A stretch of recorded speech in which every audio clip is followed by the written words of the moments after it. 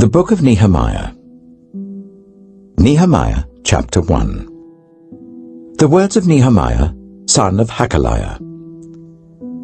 In the month of Kislev, in the 20th year, while I was in the citadel of Suchet, Hanani, one of my brothers, came from Judah with some other men, and I questioned them about the Jewish remnant that had survived the exile, and also about Jerusalem. They said to me, "Those who survived the exile and are back in the province are in great trouble and disgrace. The wall of Jerusalem is broken down, and its gates have been burned with fire." When I heard these things, I sat down and wept. For some days I mourned and fasted and prayed before the God of heaven. Then I said, "Lord, God of heaven, the great and awesome God, who keeps his covenant of love with those who love him and keep his commandments, let your ear be attentive and your eyes be open to hear the prayer your servant is praying before you, day and night for your servants, the people of Israel. I confess the sins we Israelites, including myself and my father's family, have committed against you. We have acted very wickedly towards you. We have not obeyed the commands, decrees, and laws you gave your servant Moses. Remember the instruction you gave your servant Moses, saying, 'If you are unfaithful, I will scatter you among the nations.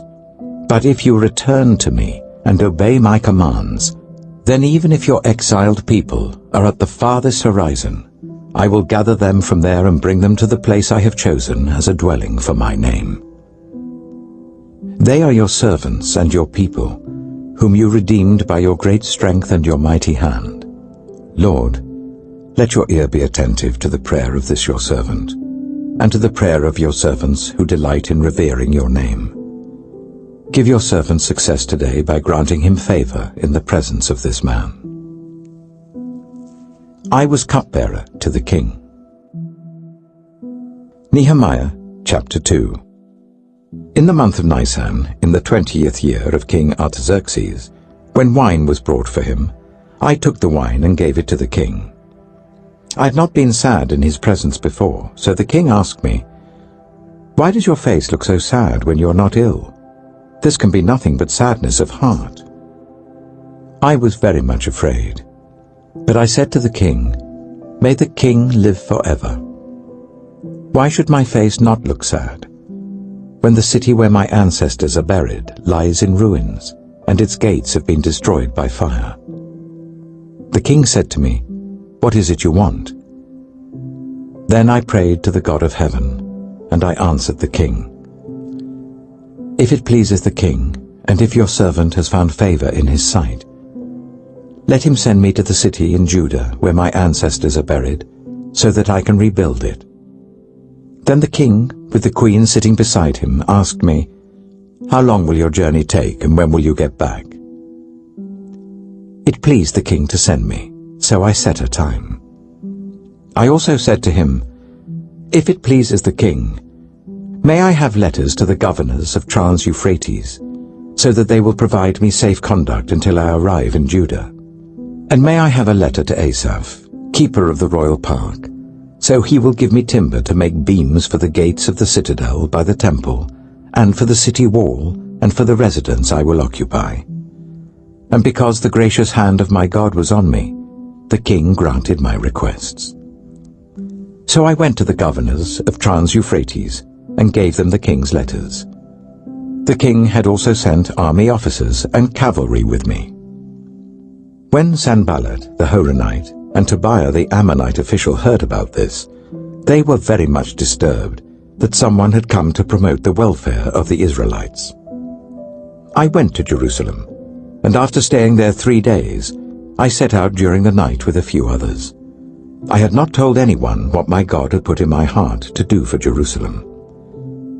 There were no mounts with me except the one I was riding on.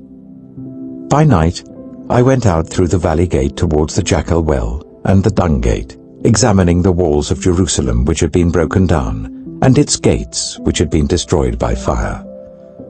Then I moved on towards the Fountain Gate and the King's Pool, but there was not enough room for my mount to get through. So I went up the valley by night, examining the wall. Finally, I turned back and re-entered through the valley gate. The officials did not know where I had gone or what I was doing, because as yet I had said nothing to the Jews or the priests or nobles or officials or any others who would be doing the work. Then I said to them, "You see the trouble we are in. Jerusalem lies in ruins, and its gates have been burned with fire. Come, let us rebuild the wall of Jerusalem, and we will no longer be in disgrace." I also told them about the gracious hand of my God on me, and what the king had said to me.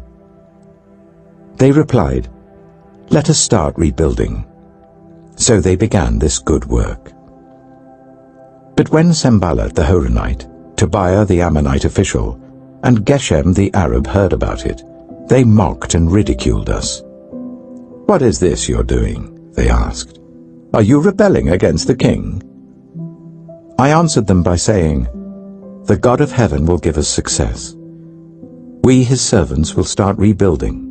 But as for you, you have no share in Jerusalem or any claim or historic right to it." Nehemiah chapter 3. Eliashib, the high priest, and his fellow priests went to work and rebuilt the sheep gate. They dedicated it and set its doors in place, building as far as the Tower of the 100, which they dedicated, and as far as the Tower of Hananel. The men of Jericho built the adjoining section, and Zakkur, son of Imri, built next to them. The fish gate was rebuilt by the sons of Hassenaah. They laid its beams and put its doors and bolts and bars in place. Meremoth, son of Uriah, the son of Hakkoz, repaired the next section. Next to him, Meshullam, son of Berechiah, the son of Meshezabel, made repairs, and next to him, Zadok, son of Baana, also made repairs. The next section was repaired by the men of Tekoa, but their nobles would not put their shoulders to the work under their supervisors. The Jeshanah gate was repaired by Joiada, son of Paseah, and Meshullam, son of Besadiah. They laid its beams and put its doors with their bolts and bars in place. Next to them, repairs were made by men from Gibeon and Mizpah, Melatiah of Gibeon and Jadon of Meronoth, places under the authority of the governor of Trans-Euphrates. Uzziel, son of Hariah, one of the goldsmiths, repaired the next section, and Hananiah, one of the perfume makers, made repairs next to that. They restored Jerusalem as far as the broad wall. Raphiah, son of Hur, ruler of a half-district of Jerusalem, repaired the next section. Adjoining this, Jediah, son of Harumaph, made repairs opposite his house, and Hattush, son of Hashabniah, made repairs next to him. Malchijah, son of Harim, and Hashub, son of Pahath-Moab, repaired another section and the Tower of the Ovens. Shallum, son of Halohesh, ruler of a half-district of Jerusalem, repaired the next section with the help of his daughters. The valley gate was repaired by Hanon and the residents of Zanoah. They rebuilt it and put its doors with their bolts and bars in place. They also repaired 1,000 cubits of the wall as far as the dung gate. The dung gate was repaired by Malchijah, son of Rechab, ruler of the district of Beth-Hakerem. He rebuilt it and put its doors with their bolts and bars in place. The fountain gate was repaired by Shallun, son of Kolhose, ruler of the district of Mizpah. He rebuilt it, roofing it over and putting its doors and bolts and bars in place. He also repaired the wall of the pool of Siloam by the king's garden, as far as the steps going down from the city of David. Beyond him, Nehemiah, son of Azbuk, ruler of a half-district of Beth-Zur, made repairs up to a point opposite the tombs of David, as far as the artificial pool and the house of the heroes.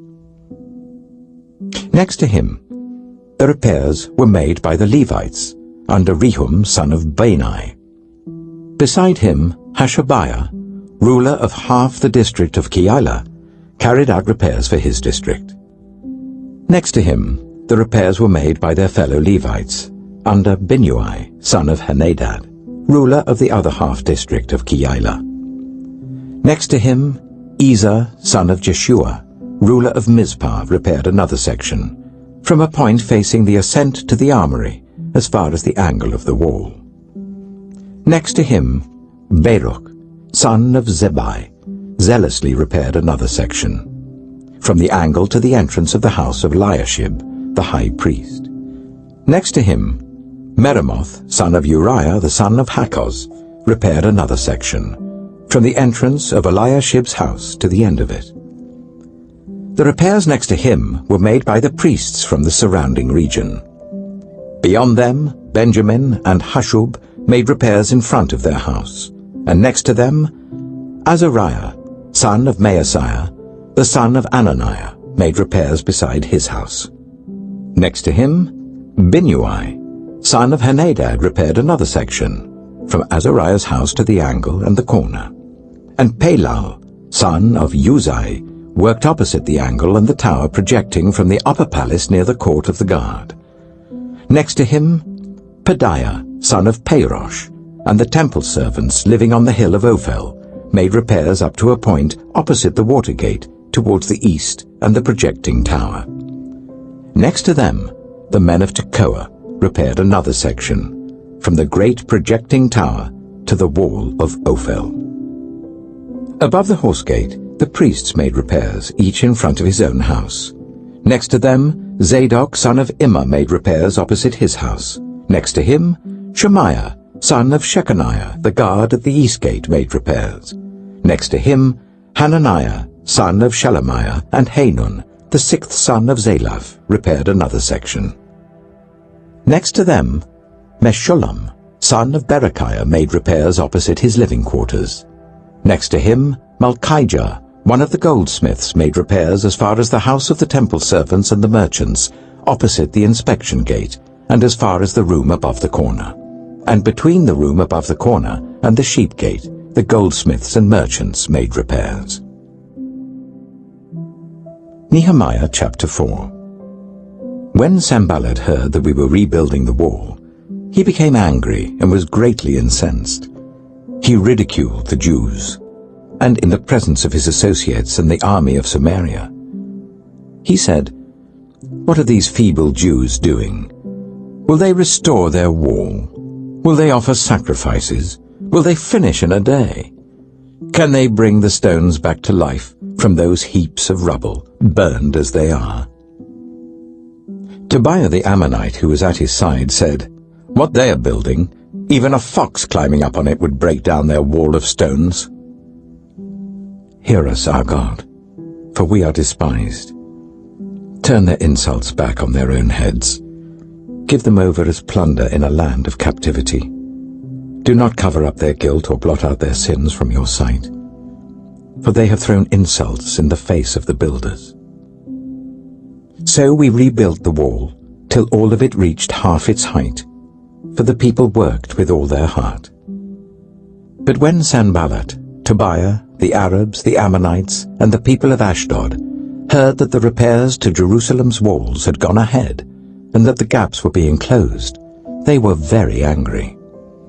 They all plotted together to come and fight against Jerusalem and stir up trouble against it. But we prayed to our God, and posted a guard day and night to meet this threat.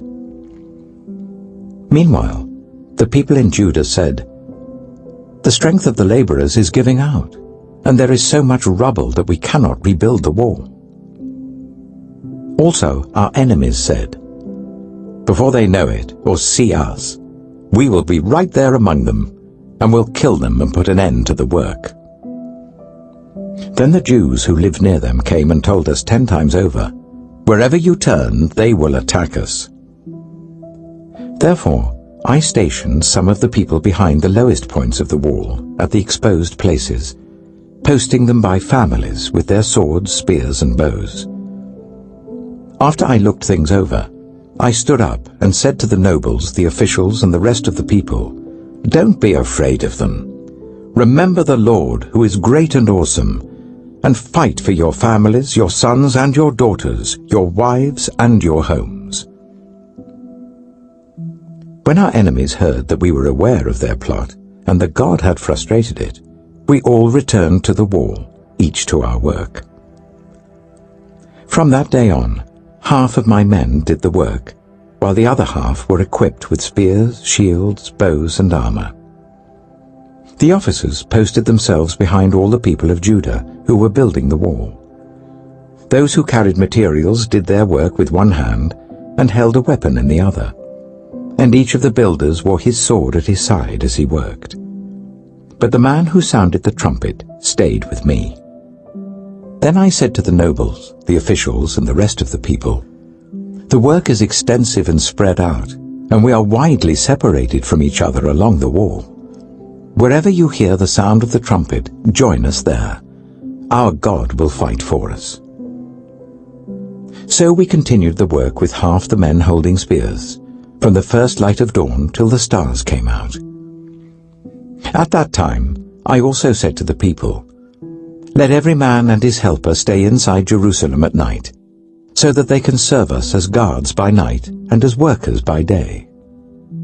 Neither I nor my brothers nor my men nor the guards with me took off our clothes. Each had his weapon, even when he went for water. Nehemiah chapter 5. Now the men and their wives raised a great outcry against their fellow Jews. Some were saying, "We and our sons and daughters are numerous. In order for us to eat and stay alive, we must get grain." Others were saying, "We are mortgaging our fields, our vineyards, and our homes to get grain during the famine." Still others were saying, "We have had to borrow money to pay the king's tax on our fields and vineyards. Although we are of the same flesh and blood as our fellow Jews, and though our children are as good as theirs, yet we have to subject our sons and daughters to slavery. Some of the daughters have already been enslaved, but we are powerless, because our fields and our vineyards belong to others." When I heard their outcry and these charges, I was very angry. I pondered them in my mind, and then accused the nobles and officials. I told them, "You are charging your own people interest." So I called together a large meeting to deal with them, and said, "As far as possible, we have bought back our fellow Jews, who were sold to the Gentiles. Now you are selling your own people, only for them to be sold back to us." They kept quiet, because they could find nothing to say. So I continued, "What you're doing is not right. Shouldn't you walk in the fear of our God to avoid the reproach of our Gentile enemies? I and my brothers and my men are also lending the people money and grain. But let us stop charging interest. Give back to them immediately their fields, vineyards, olive groves, and houses, and also the interest you're charging them. 1% of the money, grain, new wine, and olive oil." "We will give it back," they said, "and we will not demand anything more from them. We will do as you say." Then I summoned the priests, and made the nobles and officials take an oath to do what they had promised. I also shook out the folds of my robe, and said, "In this way may God shake out of their house and possessions anyone who does not keep this promise. So may such a person be shaken out and emptied." At this, the whole assembly said, "Amen," and praised the Lord. And the people did as they had promised. Moreover, from the 20th year of King Artaxerxes, when I was appointed to be their governor in the land of Judah, until his 32nd year, 12 years, neither I nor my brothers ate the food allotted to the governor. But the earlier governors, those preceding me, placed a heavy burden on the people, and took 40 shekels of silver from them in addition to food and wine. Their assistants also lorded it over the people. But out of reverence for God, I did not act like that. Instead, I devoted myself to the work on this wall. All my men were assembled there for the work. We did not acquire any land. Furthermore, 150 Jews and officials ate at my table, as well as those who came to us from the surrounding nations. Each day, 1 ox, 6 choice sheep, and some poultry were prepared for me. And every 10 days, an abundant supply of wine of all kinds. In spite of all this, I never demanded the food allotted to the governor, because the demands were heavy on these people. Remember me with favor, my God, for all I have done for these people. Nehemiah chapter 6. When the word came to Sanballat, Tobiah, Geshem the Arab, and the rest of our enemies, that I had rebuilt the wall and not a gap was left in it, though up to that time I had not set the doors and the gates, Sanballat and Geshem sent me this message: "Come, let us meet together in one of the villages on the plain of Ono." But they were scheming to harm me. So I sent messengers to them with this reply: "I am carrying on a great project and cannot go down. Why should the work stop while I leave it and go down to you?" 4 times they sent me the same message, and each time I gave them the same answer. Then the 5th time, Sanballat sent his assistant to me with the same message, and in his hand was an unsealed letter in which was written, "It is reported among the nations, and Geshem says it is true, that you and the Jews are plotting to revolt, and therefore you are building the wall. Moreover, according to these reports, you are about to become their king, and have even appointed prophets to make this proclamation about you in Jerusalem: there is a king in Judah. Now this report will get back to the king. So come, let us meet together."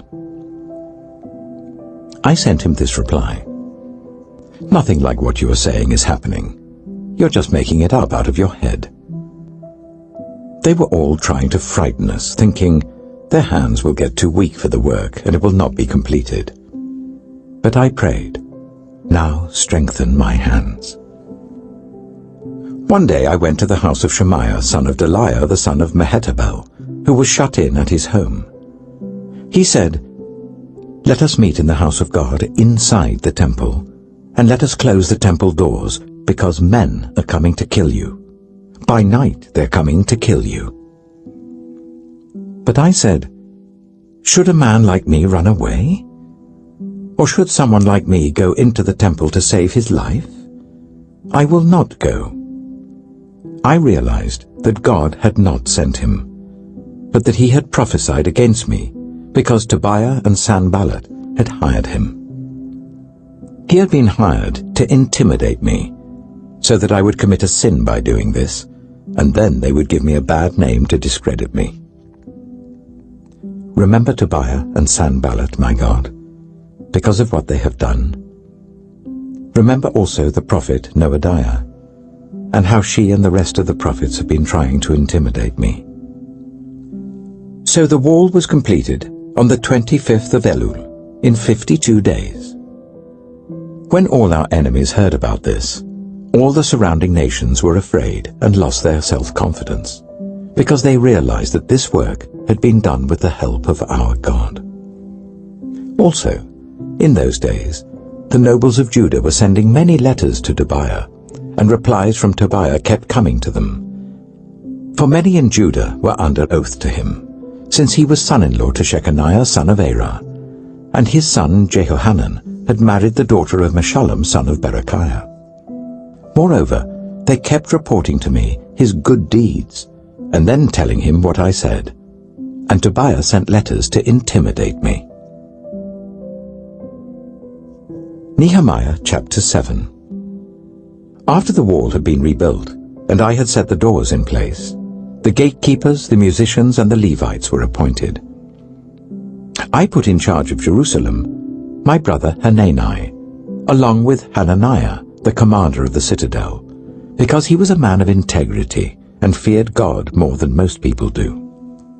I said to them, "The gates of Jerusalem are not to be opened until the sun is hot. While the gatekeepers are still on duty, make them shut the doors and bar them. Also appoint residents of Jerusalem as guards, some at their posts and some near their own houses." Now the city was large and spacious, but there were few people in it, and the houses had not yet been rebuilt. So my God put it into my heart to assemble the nobles, the officials, and the common people for registration by families.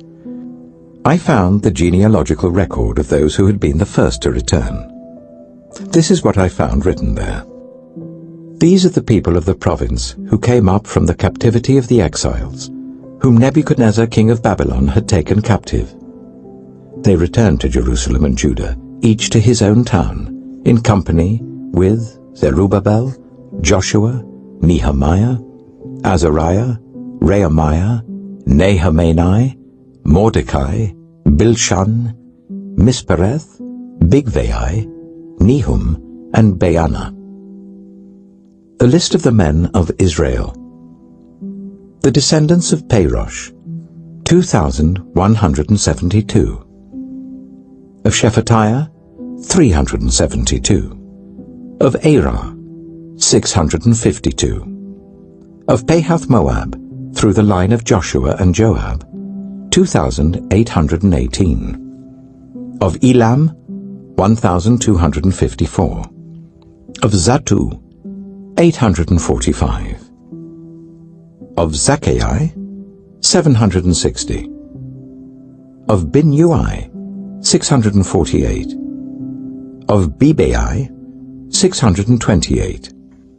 Of Azgad, 2,322.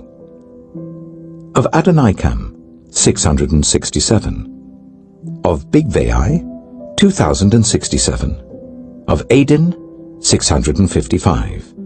Of Ater, through Hezekiah, 98. Of Hashum, 328. Of Bezai, 324.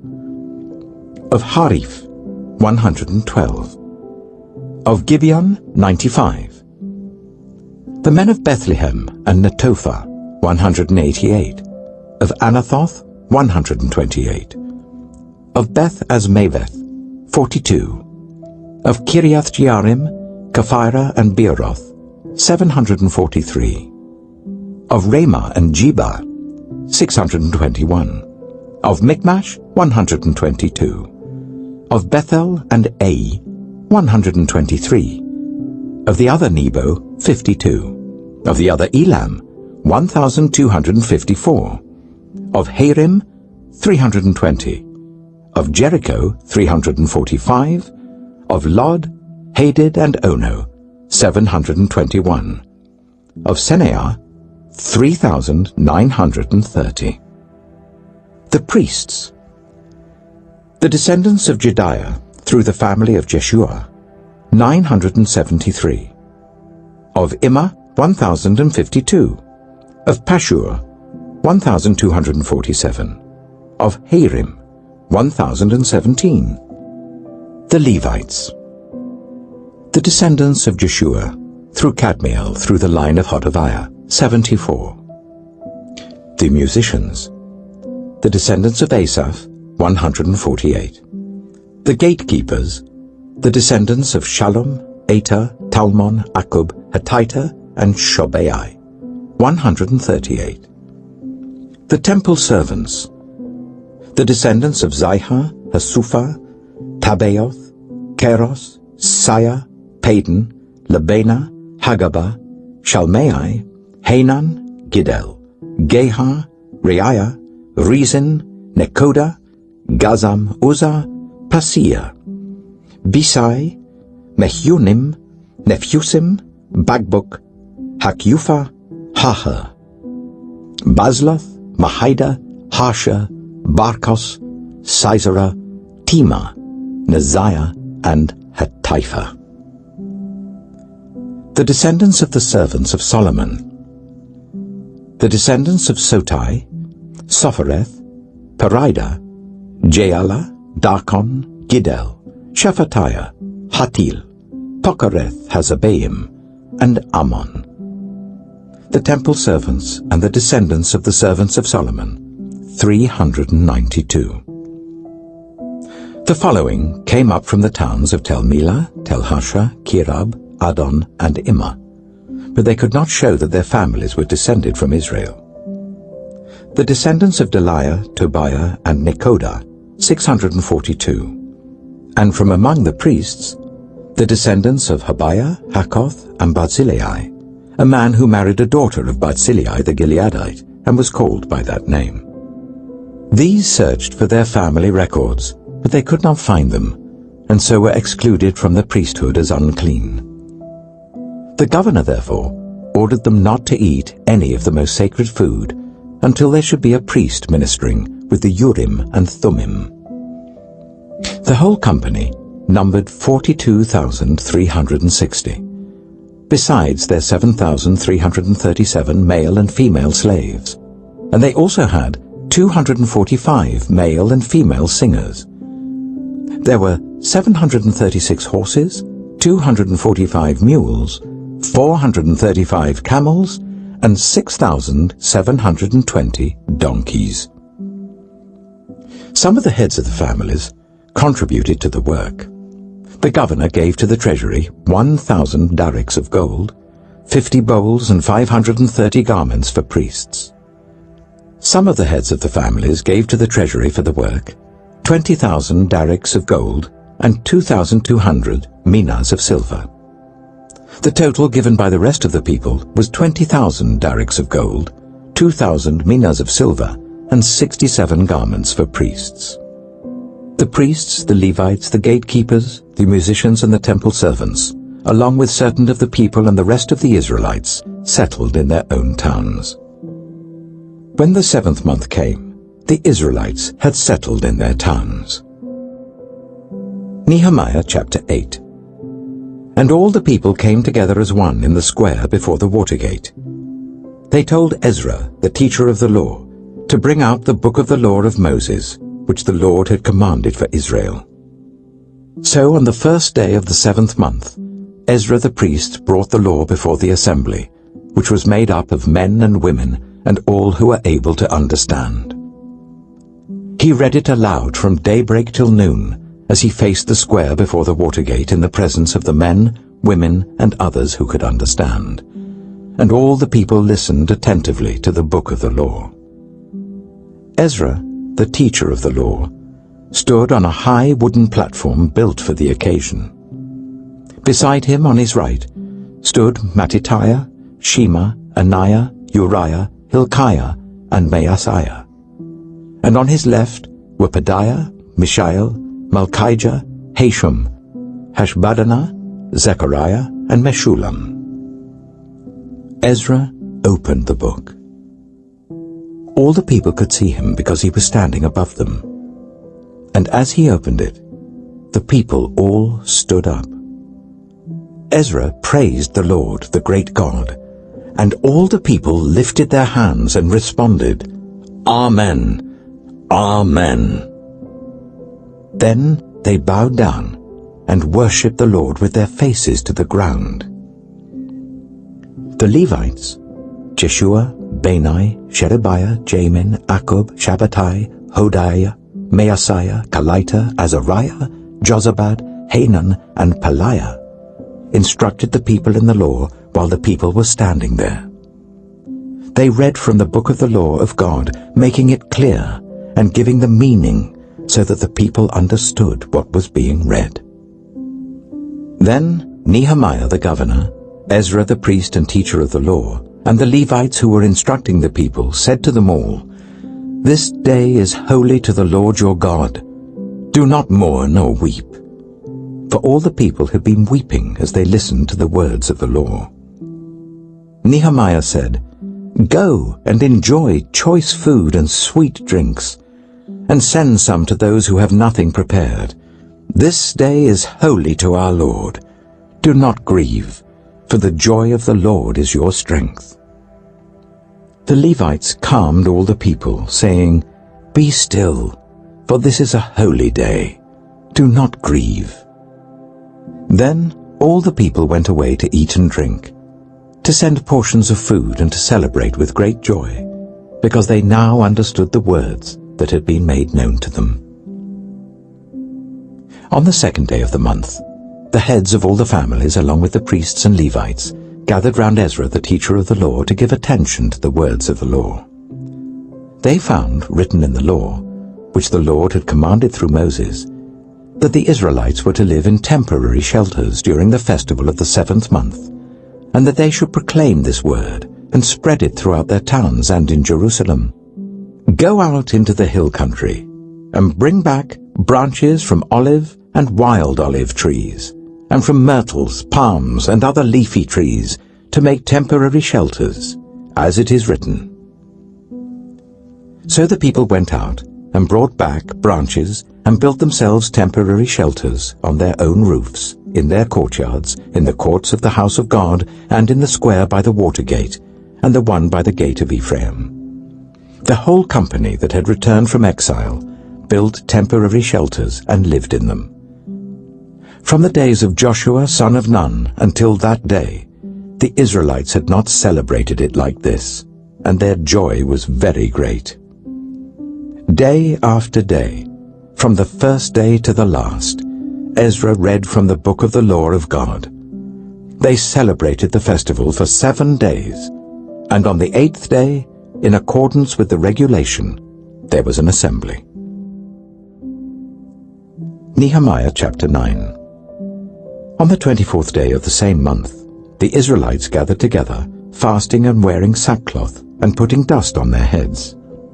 Those of Israelite descent had separated themselves from all foreigners. They stood in their places and confessed their sins and the sins of their ancestors.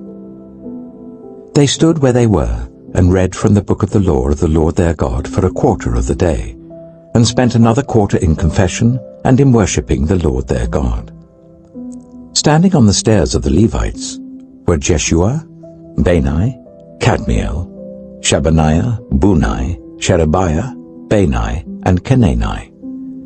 They cried out with loud voices to the Lord their God. And the Levites, Jeshua, Kadmiel, Bani, Hashabniah, Sherebiah, Hodiah, Shebaniah, and Pethahiah, said, Stand up and praise the Lord your God, who is from everlasting to everlasting. Blessed be your glorious name, and may it be exalted above all blessing and praise. You alone are the Lord. You made the heavens, even the highest heavens, and all their starry host, the earth and all that is on it, the seas and all that is in them. You give life to everything, and the multitudes of heaven worship you. You are the Lord God, who chose Abram and brought him out of Ur of the Chaldeans and named him Abraham. You found his heart faithful to you, and you made a covenant with him to give to his descendants the land of the Canaanites, Hittites, Amorites, Perizzites, Jebusites, and Girgashites. You have kept your promise, because you are righteous. You saw the suffering of our ancestors in Egypt. You heard their cry at the Red Sea.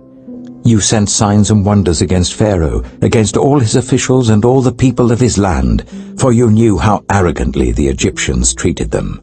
You made a name for yourself, which remains to this day. You divided the sea before them, so that they passed through it on dry ground, but you hurled their pursuers into the depths, like a stone into mighty waters. By day you led them with a pillar of cloud, and by night with a pillar of fire, to give them light on the way they were to take. You came down on Mount Sinai. You spoke to them from heaven. You gave them regulations and laws that are just and right, and decrees and commands that are good. You made known to them your holy Sabbath and gave them commands, decrees, and laws through your servant Moses.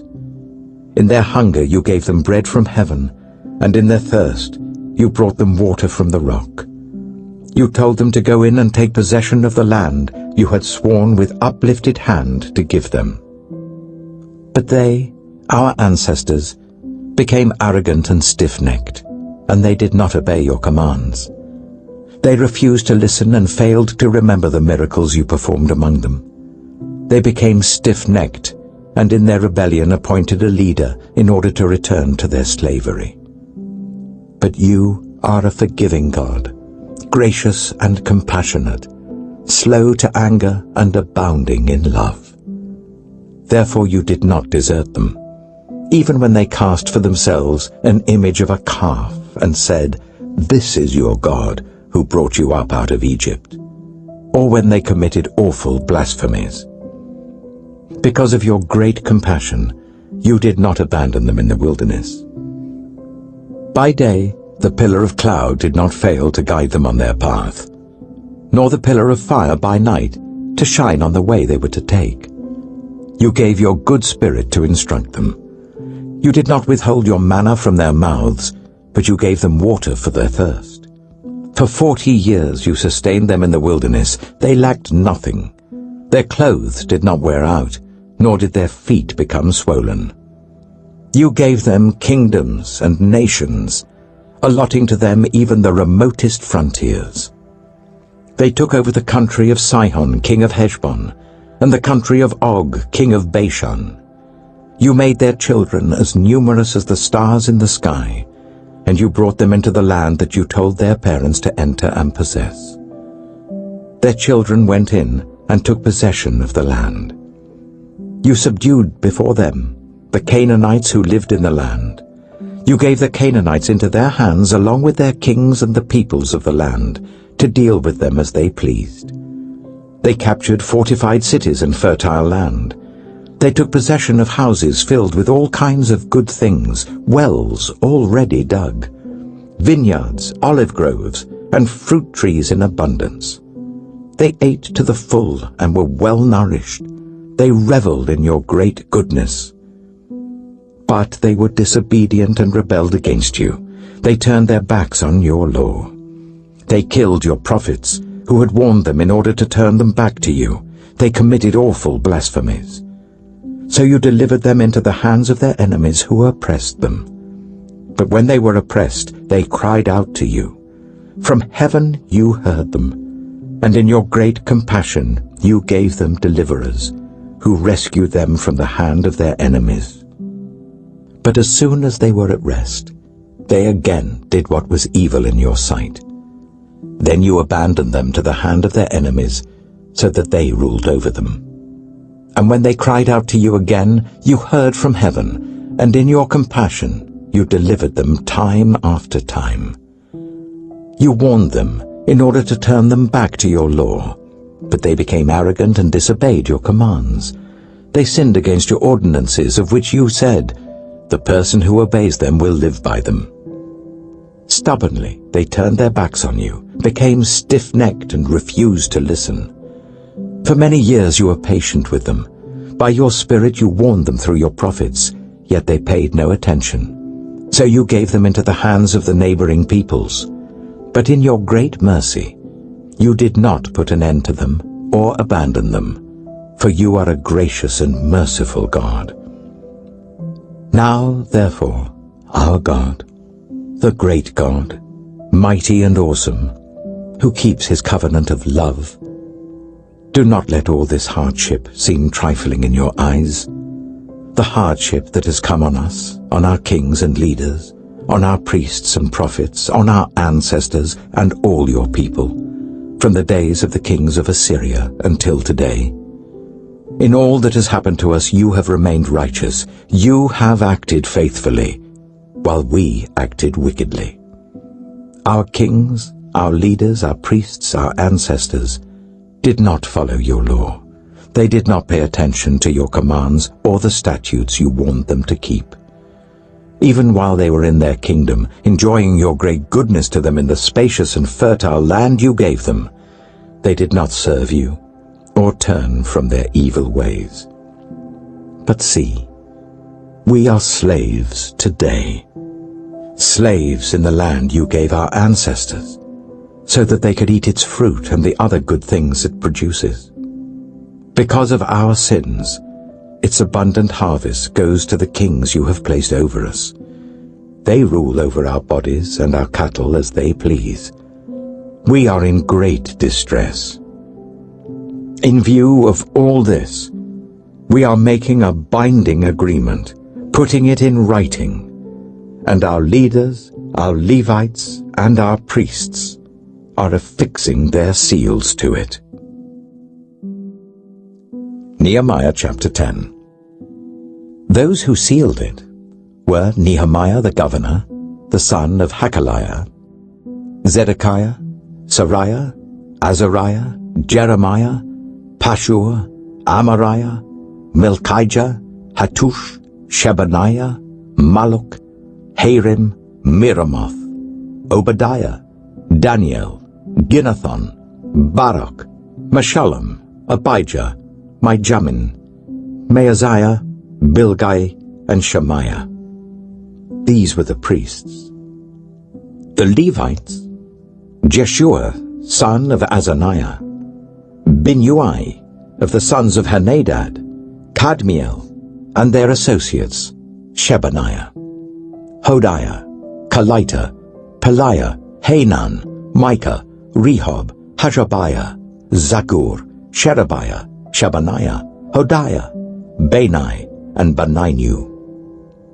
The leaders of the people, Parosh, Pahath-Moab, Elam, Zatu, Bani, Bunai, Azgad, Bebai, Adonijah, Bigvai, Adin, Eta, Hezekiah, Azur, Hodiah, Hashem, Bezai, Harif, Anathoth, Nebai, Magpiash, Meshullam, Hezer, Meshezabeel, Zadok, Jajua, Pelatiah, Hanan, Anaiah, Hoshea, Hananiah, Hashub, Halohesh, Pilha, Shobek, Rehum, Hajabna, Maaseiah, Ahiah, Hanan, Anan, Malluch, Harim, and Baana.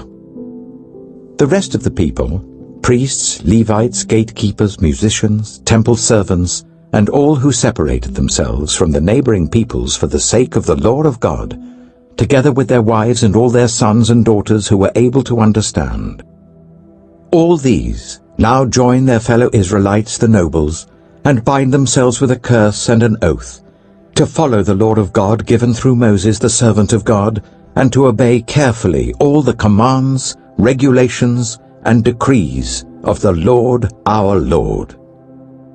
We promise not to give our daughters in marriage to the peoples around us, or take their daughters for our sons. When the neighboring peoples bring merchandise or grain to sell on the Sabbath, we will not buy from them on the Sabbath or on any holy day. Every 7th year we will forego working the land, and we will cancel all debts. We assume the responsibility for carrying out the commands to give 1/3 of a shekel each year for the service of the house of our God, for the bread set out on the table, for the regular grain offerings and burnt offerings, for the offerings on the Sabbaths, at the new moon feasts, and at the appointed festivals, for the holy offerings, for sin offerings to make atonement for Israel, and for all the duties of the house of our God. We, the priests, the Levites, and the people, have cast lots to determine when each of our families is to bring to the house of our God at set times each year a contribution of wood to burn on the altar of the Lord our God, as it is written in the law. We also assume responsibility for bringing to the house of the Lord each year the first fruits of our crops and of every fruit tree. As it is also written in the law, we will bring the firstborn of our sons and of our cattle, of our herds, and of our flocks to the house of our God, to the priests ministering there. Moreover, we will bring to the storerooms of the house of our God, to the priests, the first of our ground meal, of our grain offerings, of the fruit of all our trees, and of our new wine and olive oil. And we will bring a tithe of our crops to the Levites, for it is the Levites who collect the tithes in all the towns where we work. A priest descended from Aaron is to accompany the Levites when they receive the tithes, and the Levites are to bring 1/10 of the tithes up to the house of our God, to the storerooms of the treasury. The people of Israel, including the Levites, are to bring their contributions of grain, new wine, and olive oil to the storerooms, where the articles for the sanctuary and for the ministering priests, the gatekeepers, and the musicians are also kept. We will not neglect the house of our God. Nehemiah chapter 11. Now the leaders of the people settled in Jerusalem. The rest of the people cast lots to bring one out of every 10 of them to live in Jerusalem, the holy city, while the remaining 9 were to stay in their own towns. The people commended all who volunteered to live in Jerusalem. These are the provincial leaders who settled in Jerusalem.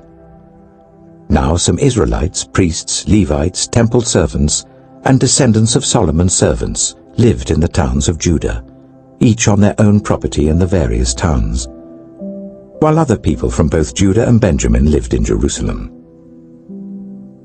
From the descendants of Judah, Attiah, son of Uzziah, the son of Zechariah, the son of Amariah, the son of Shephatiah, the son of Mahalalel, a descendant of Perez, and Maaseiah, son of Baruch, the son of Kolhose, the son of Haziah, the son of Adiah, the son of Joiarib, the son of Zechariah, a descendant of Shelah. The descendants of Perez who lived in Jerusalem totaled 468 men of standing.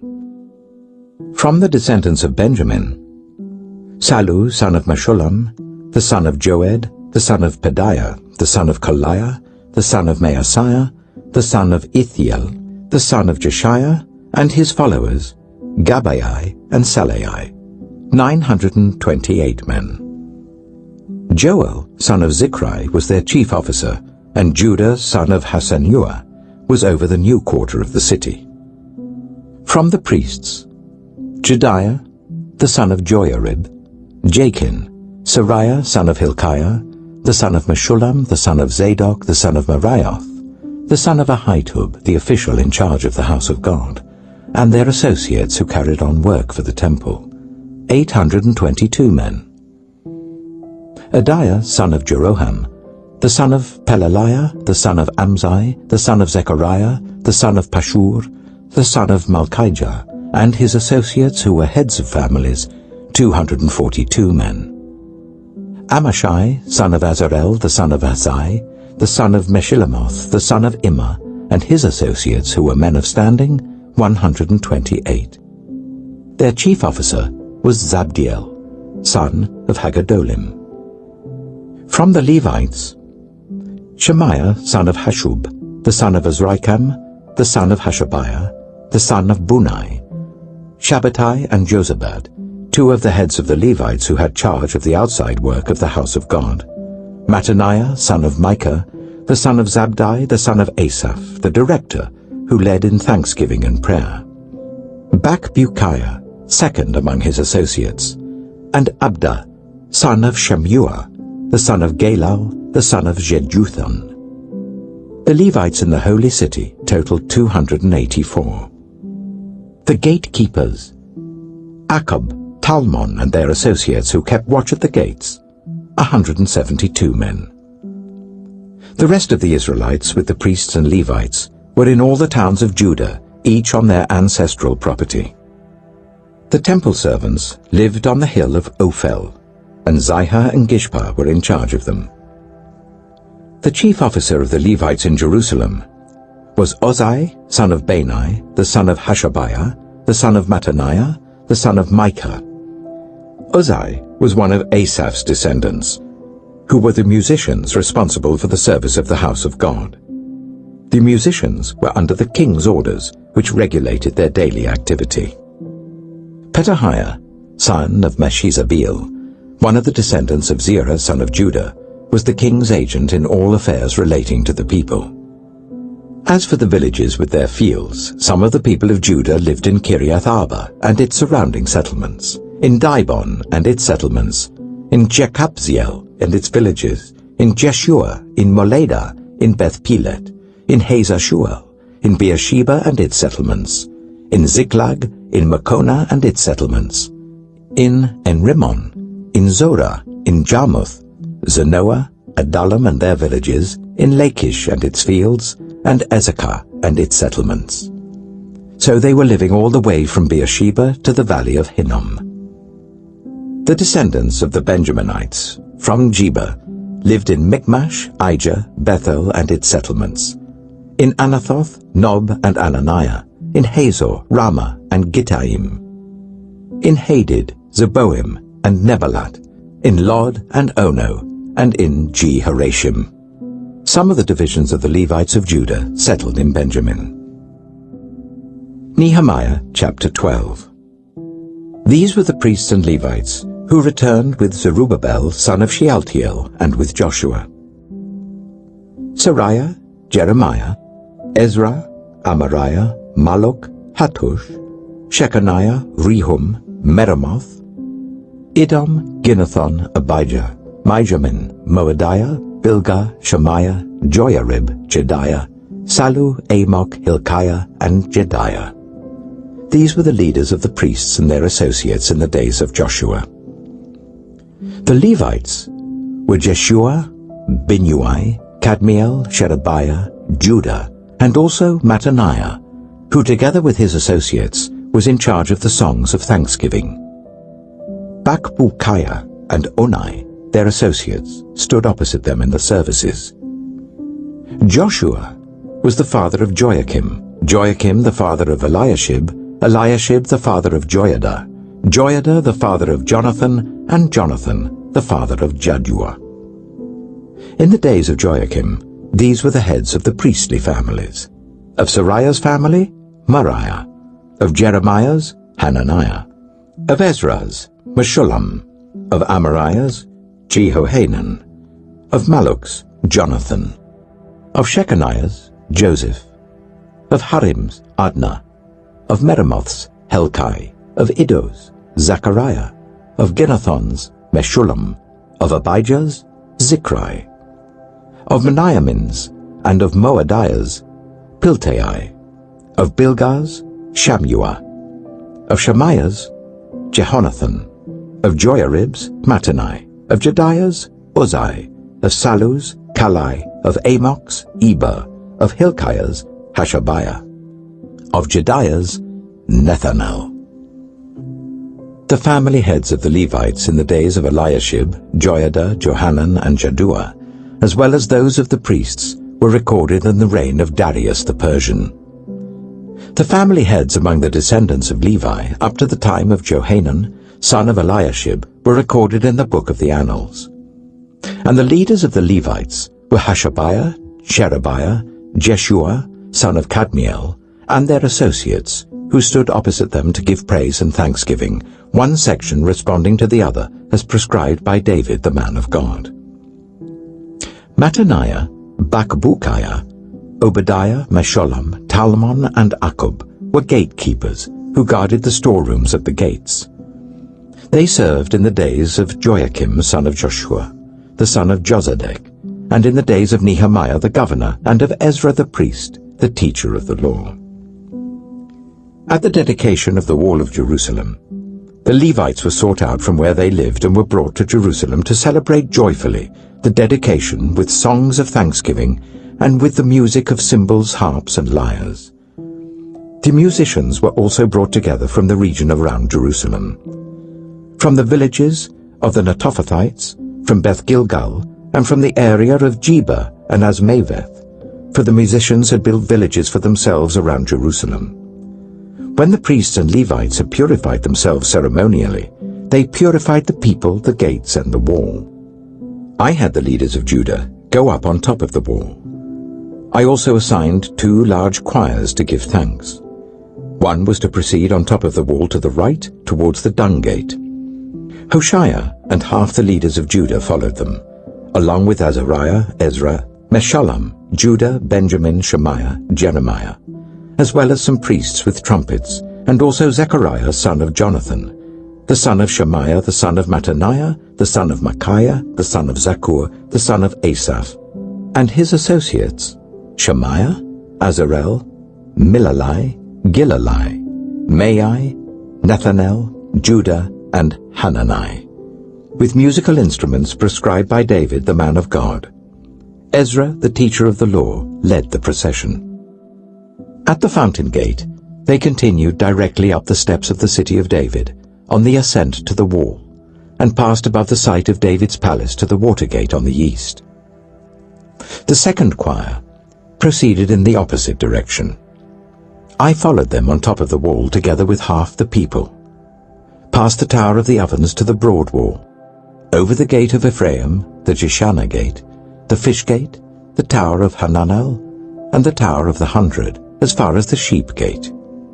At the Gate of the Guard they stopped. The two choirs that gave thanks then took their places in the house of God. So did I, together with half the officials, as well as the priests, Eliakim, Maaseiah, Meniamin, Micaiah, Elioenai, Zechariah, and Hananiah with their trumpets, and also Maaseiah, Shemaiah, Eleazar, Uzai, Jehohanan, Malchijah, Elam, and Ezer. The choirs sang under the direction of Jezrahiah. And on that day they offered great sacrifices, rejoicing because God had given them great joy. The women and children also rejoiced. The sound of rejoicing in Jerusalem could be heard far away. At that time, men were appointed to be in charge of the storerooms for the contributions, firstfruits, and tithes. From the fields around the towns, they were to bring into the storerooms the portions required by the law for the priests and the Levites, for Judah was pleased with the ministering priests and Levites. They performed the service of their God and the service of purification, as did also the musicians and gatekeepers, according to the commands of David and his son Solomon. For long ago, in the days of David and Asaph, there had been directors for the musicians and for the songs of praise and thanksgiving to God. So in the days of Zerubbabel and of Nehemiah, all Israel contributed the daily portions for the musicians and the gatekeepers. They also set aside the portion for the other Levites, and the Levites set aside the portion for the descendants of Aaron. Nehemiah chapter 13. On that day the book of Moses was read aloud in the hearing of the people, and there it was found written that no Ammonite or Moabite should ever be admitted into the assembly of God, because they had not met the Israelites with food and water, but had hired Balaam to call a curse down on them. Our God, however, turned the curse into a blessing. When the people heard this law, they excluded from Israel all who were of foreign descent. Before this, Eliashib the priest had been put in charge of the storerooms of the house of our God. He was closely associated with Tobiah, and he had provided him with a large room formerly used to store the grain offerings and incense and temple articles, and also the tithes of grain, new wine, and olive oil prescribed for the Levites, musicians, and gatekeepers, as well as the contributions for the priests. But while all this was going on, I was not in Jerusalem. For in the 32nd year of Artaxerxes, king of Babylon, I had returned to the king. Some time later, I asked his permission and came back to Jerusalem. Here I learned about the evil thing Eliashib had done in providing Tobiah a room in the courts of the house of God. I was greatly displeased and threw all Tobiah's household goods out of the room. I gave orders to purify the rooms, and then I put back into them the equipment of the house of God, with the grain offerings and the incense. I also learned that the portions assigned to the Levites had not been given to them, and that all the Levites and musicians responsible for the service had gone back to their own fields. So I rebuked the officials and asked them, "Why is the house of God neglected?" Then I called them together and stationed them at their posts. All Judah brought the tithes of grain, new wine, and olive oil into the storerooms. I put Shelemiah the priest, Zadok the scribe, and a Levite named Pedaiah in charge of the storerooms, and made Hanan son of Zakkur, the son of Mattaniah, their assistant, because they were considered trustworthy. They were made responsible for distributing the supplies to their fellow Levites. Remember me for this, my God, and do not blot out what I have so faithfully done for the house of my God and its services. In those days, I saw people in Judah treading wine presses on the Sabbath, and bringing in grain and loading it on donkeys, together with wine, grapes, figs, and all other kinds of loads. And they were bringing all this into Jerusalem on the Sabbath. Therefore I warned them against selling food on that day, People from Tyre who lived in Jerusalem were bringing in fish and all kinds of merchandise and selling them in Jerusalem on the Sabbath to the people of Judah. I rebuked the nobles of Judah and said to them, "What is this wicked thing you are doing, desecrating the Sabbath day? Didn't your ancestors do the same things, so that our God brought all this calamity on us and on this city? Now you are stirring up more wrath against Israel by desecrating the Sabbath." When evening shadows fell on the gates of Jerusalem before the Sabbath, I ordered the doors to be shut and not opened until the Sabbath was over. I stationed some of my own men at the gates so that no load could be brought in on the Sabbath day. Once or twice, the merchants and sellers of all kinds of goods spent the night outside Jerusalem. But I warned them and said, "Why do you spend the night by the wall? If you do this again, I will arrest you." From that time on, they no longer came on the Sabbath. Then I commanded the Levites to purify themselves and go and guard the gates in order to keep the Sabbath day holy. Remember me for this also, my God, and show mercy to me according to your great love. Moreover, in those days, I saw men of Judah who had married women from Ashdod, Ammon, and Moab. Half of their children spoke the language of Ashdod or the language of one of the other peoples, and did not know how to speak the language of Judah. I rebuked them and called curses down on them. I beat some of the men and pulled out their hair. I made them take an oath in God's name and said, "You are not to give your daughters in marriage to their sons, nor are you to take their daughters in marriage for your sons or for yourselves." Was it not because of marriages like these that Solomon, king of Israel, sinned? Among the many nations there was no king like him. He was loved by his God, and God made him king over all Israel. But even he was led into sin by foreign women. Must we hear now that you too are doing all this terrible wickedness, and are being unfaithful to our God by marrying foreign women? One of the sons of Joiada, son of Eliashib, the high priest, was son-in-law to Sanballat the Horonite, and I drove him away from me. Remember them, my God, because they defiled the priestly office and the covenant of the priesthood and of the Levites. So I purified the priests and the Levites of everything foreign, and assigned them duties, each to his own task. I also made provision for contributions of wood at designated times, and for the first fruits. Remember me with favor, my God.